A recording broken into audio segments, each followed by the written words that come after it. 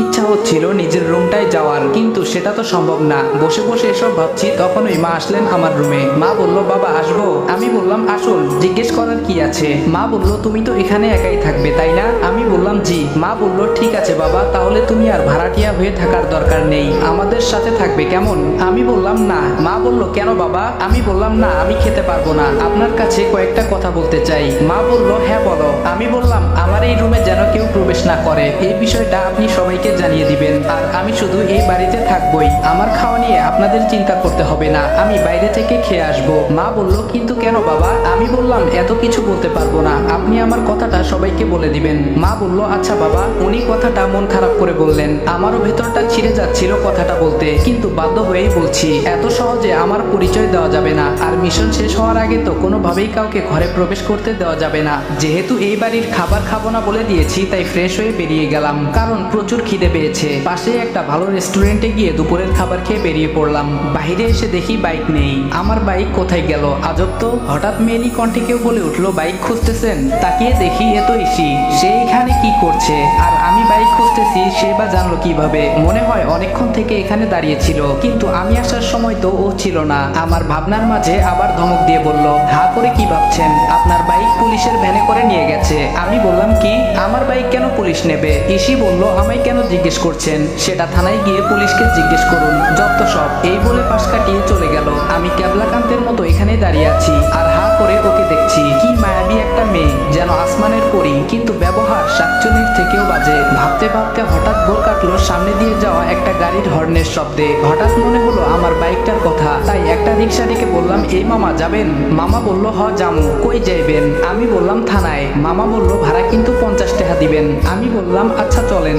আমাদের যাদের সামর্থ্য আছে তাদের কাছে আমার রিকোয়েস্ট, প্লিজ এই রিক্সা অটো ড্রাইভাররা 10-20 টাকা বেশি দাবি করলে তাদের সাথে বাজে ব্যবহার করবেন না, কারণ তারা আমার আপনার মতো 10 তলা বাড়ি বানাতে চায় না, তারা দুবেলা পেট পুরে খেতে চায়। থানার সামনে গাড়ি থামতেই নেমে ভাড়াটা মিটিয়ে থানার ভেতরে ঢুকে গেলাম। কনস্টেবল বলল, কাকে চাই? আমি বললাম, ওসি সাহেব কোথায়? কনস্টেবল বলল, স্যারকে কি দরকার? আমায় বলুন, যা বলবেন। বুঝলাম কথা বাড়িয়ে লাভ নেই, এতে আমারই সমস্যা হতে পারে, তাই পকেটে কিছু গুঁজে দিয়ে বাইকটা নিয়ে চলে এলাম। পুলিশের ঝামেলা পেরিয়ে আসতে আসতে প্রায় সন্ধ্যে হয়ে গেল, তাই বাসার উদ্দেশ্যে রওনা হলাম। কাল থেকে কাজে লেগে পড়বো। হঠাৎ পুরুষ কণ্ঠে কেউ বলে উঠলো, দাঁড়াও। চেয়ে দেখলাম একজন ভদ্রলোক সোফায় বসে আছেন, সাথে একটি ছেলে। বুঝতে বাকি নেই উনি আমার বাবা। বাবা বলল, তুমি নিশ্চয়ই রাজ? আমি বললাম, জি।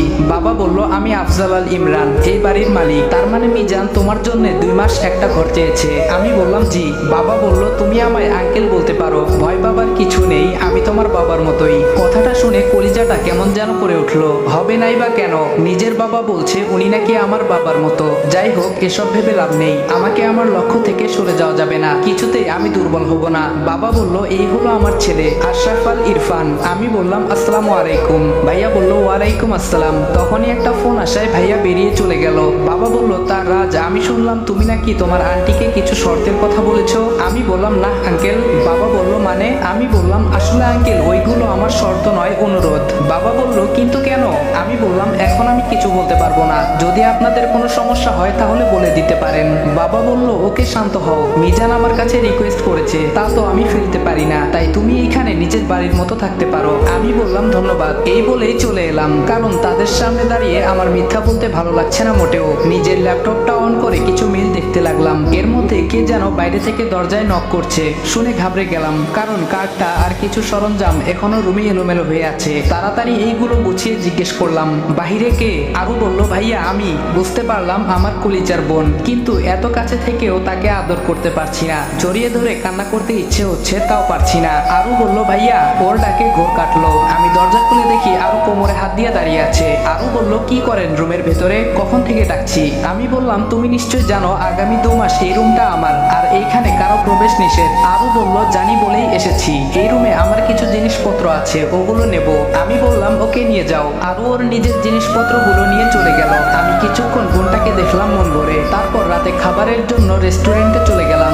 যদিও mister and Mrs Al request করেছেন তাদের সাথে খাওয়ার জন্য, কিন্তু আমি খাইনি, একটা ইগো কাজ করছে। পরের দিন সকালে আমি কিছু কাগজপত্র গুছিয়ে নিয়ে রওনা দিলাম ইন্টারভিউ দিতে। একটা কোম্পানির পোস্টে টিকে যাই। আমার মতো ছেলেকে দেখলে কোন কোম্পানি চাকরি দেবে না? যেমন দেখতে তেমন সব কাগজপত্র, একদম খাপে খাপ। এ যেন পূর্ব পরিকল্পনা। হ্যাঁ তাই তো, তবে এটা শুধু আপনারা জানেন, অন্য কাউকে বলবেন না। কিন্তু আমি এই অফিসে কাজ করতে লাগলাম এবং খুব অল্প দিনেই বসের খুব প্রিয় হয়ে উঠলাম। কিন্তু এই অফিসের আসল বসটাকে তা আজও জানতে পারিনি, কারণ আমি যাকে বস বলছি উনি আসলে ম্যানেজার। বস নাকি অফিসে আসেন না, আড়ালে থেকে কাজ করান। কিন্তু আমার তো বসকেই দরকার, আমার টার্গেট তো উনি। দেখতে দেখতে 1 মাস পেরিয়ে গেল। আমি আমার মিশন অনুযায়ী কাজ করতে লাগলাম। মিশনটা অনেক জটিল, যেটার ফুল ডিটেলস গল্পে দিতে গেলে গল্পই এলোপাথারি হয়ে যাবে। এই 1 মাসে আমি অনেক তথ্য ইনফরমেশন বের করেছি, যেগুলো আমার মিশনে কাজে লাগে, কিন্তু কোনোভাবে অফিসের বসের কাছে পৌঁছতে পারিনি। এমনকি জানতে পর্যন্ত পারিনি বসের নামটা কি। যিনি আমার বস অর্থাৎ ম্যানেজার, উনি নিজেও নাকি বসকে চেনে না। কি মুশকিল বলুন তো। আজ অফিস থেকে বাড়ি ফিরে দেখি বাড়ি ভর্তি মেহমান বসে আছে। বাবা মা ভাইয়া ওনাদের সাথে কথা বলছে, আপ্যায়ন করছে। মেহমানদের মধ্যে একজন পুরুষ আর একজন মহিলা, আর আমার বয়সী একটা সুদর্শন ছেলে বসে আছে। দেখে বোঝাই যাচ্ছে বিয়ের সম্বন্ধ নিয়ে কথা চলছে। তারপরে আমার মনে হলো, আরে আমার বোনের বিয়ের কথা হচ্ছে মনে হয়, এজন্যই ওনারা এসেছেন। তাই পাশ কাটিয়ে উপরে চলে যাচ্ছিলাম, পেছন থেকে এক ভদ্রলোক বলে উঠলেন, মিস্টার আল, এই ছেলেটাকে তো চিনলাম না। বাবা আমাকে কাছে ডাকলেন। বাবা বললেন, রাজ এদিকে আসো। এই হলো রাজ, আমাদের বাড়িতে 2 মাসের জন্য ওর একটা কাজে এসেছে। ভদ্রলোক বলল, ও আচ্ছা।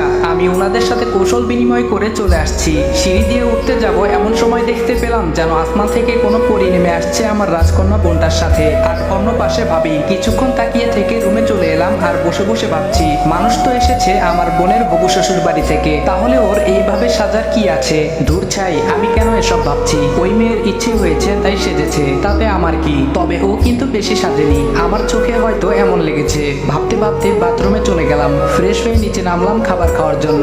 বাহিরে যাব তখন বাবা বলল, রাজ শোনো। আমি বললাম, জি বলুন। বাবা বলল, বলছিলাম কি আজকে বাইরে যাওয়ার দরকার নেই, মেহমান আছে, আজকের দিনটা একসাথেই খাই, বাড়ির সবাই একসাথে খাই, অথচ তুমি একা একটা ছেলে বাইরে খাও, আমাদের খারাপ লাগে বাবা। নিজের বাবার মুখে কথাগুলো শুনে চোখে পানি চিকচিক করতে লাগলো। এত বছর হয়ে গেল নিজের আপন ছেলের খোঁজ নিল না, অথচ অচেনা একটা ছেলের জন্য কত দরদ। আমি বললাম, আচ্ছা ঠিক আছে।